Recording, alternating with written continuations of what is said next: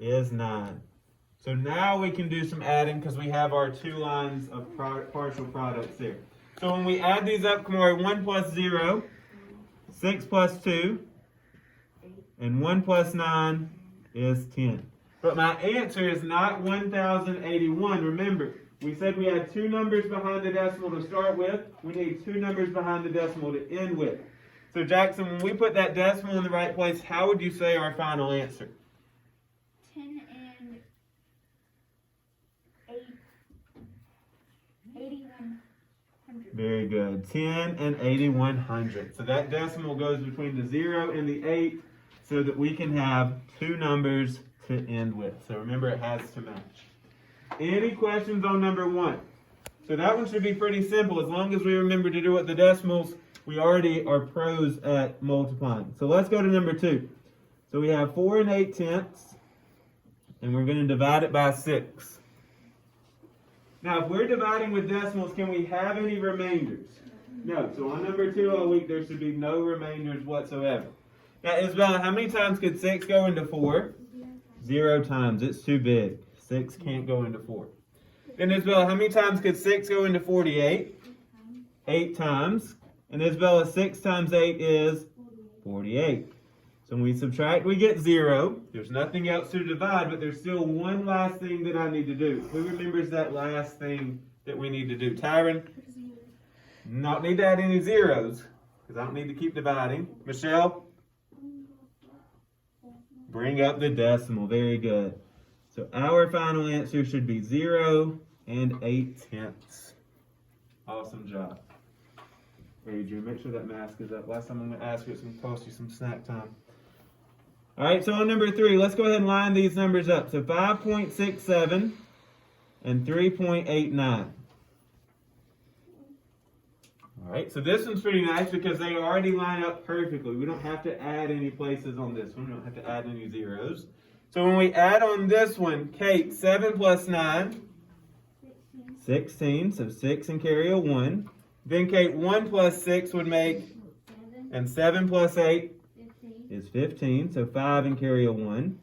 And then lastly, Kate, 1 plus 5 plus 3 is 9. Now, when we're multiplying, we have to count the numbers behind the decimal. When we're dividing, it moves straight up. How do I know where to put the decimal on this problem? Ethan?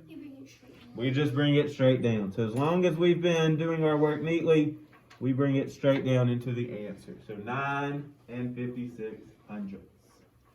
Now, those 3 questions, those are all things we've seen in the past. Those shouldn't give us any headache whatsoever. However, number 4 is a new problem this week. So I want you to put a star beside that one. And it says to write 3 equivalent fractions for each fraction. Now I want you to circle that word equivalent. Someone raise your hand and tell me the word equivalent, what does that mean? If we have 2 fractions that are equivalent, what do you know about those fractions? Jackson? They're like equal. They're equal to each other. Very good. So I want you to put an equal sign above the word equivalent. Okay. Now, we're going to do a couple notes on this. So I want you to put a star down at the bottom. So go with our other star. And I want you to put to find an EF, and an EF is going to be an equivalent fraction. We're going to multiply the same number on top and bottom.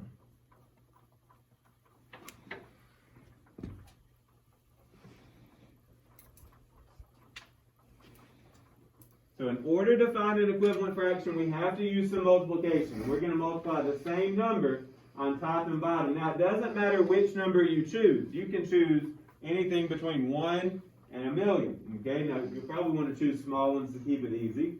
But Laterrence could have 3 different fractions than Corey has, and they all could be correct. So there's not a right or wrong answer here, but you have to be able to prove it. Okay, so let's start with 1/3. So we need 3 fractions that mean the same thing as 1/3. So for this one, I'm going to choose to multiply the top and the bottom by 2. So I'm going to say, well, 1 times 2 is 2, and 3 times 2 is 6. So that tells me that 2/6 and 1/3 are the same thing. So if I say that I ate 2/6 of a candy bar and Jackson ate 1/3, we actually ate the same amount. We're going to prove that in just a second. Okay? So that's one fraction that would be the exact same. So let's take 1/3, and this time, Isabella, we're going to multiply it by what? 5. All right, 5. Now, Isabella, 1 times 5 would be, 5. and 3 times 5 would be 15. So 5/15 would be the same thing as 1/3. Okay? So we need one more. So Ethan, this one we're going to multiply it by 4. All right, so Ethan, 1 times 4, 4. and 1 times 3, no, 4 times 3 is 12. So all of those three fractions would represent the exact same amount. They look different, they sound different, but they show the same amount on a fraction model. So, like I said, let's say that I have a candy bar, like a Hershey's bar that's already a rectangle. And I'm going to say that I ate 1/3 of my candy bar. So there's 1/3. Then Ethan comes along and he's going to say that he ate 4/12. Y'all shows the biggest numbers. So now I gotta do some thinking. So I need to just flip these into 4s.